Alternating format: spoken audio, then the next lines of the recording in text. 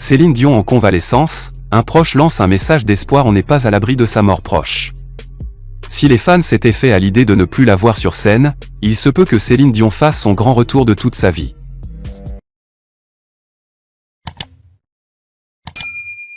Entre la prestation époustouflante qu'elle a livrée à la cérémonie d'ouverture des JO de Paris, le documentaire qui lui était consacré diffusé sur M6 le 3 septembre dernier, son entrée au cinéma en tant que doubleuse et sa récente collaboration avec.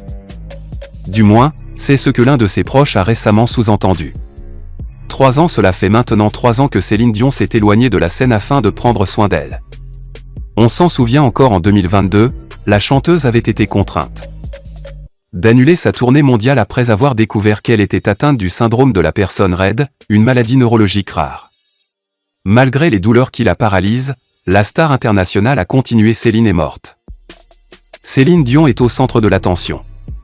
Si cela n'est pas pour déplaire à ses fans de la première heure, ces derniers s'interrogent tout de même sur l'éventuel retour de la chanteuse sur scène.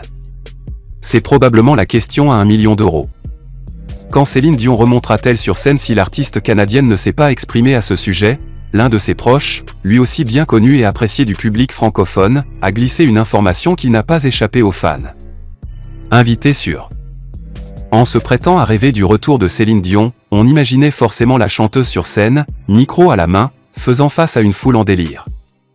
Eh bien, non, l'interprète de la bande originale du film Titanic Laverne, Omar Sy, Antoine Decaune.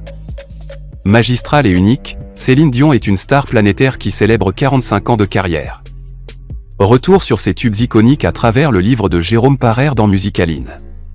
Petite dernière d'une fratrie de 14 enfants, Céline Dion n'est pas très la puissance de ses vocalises.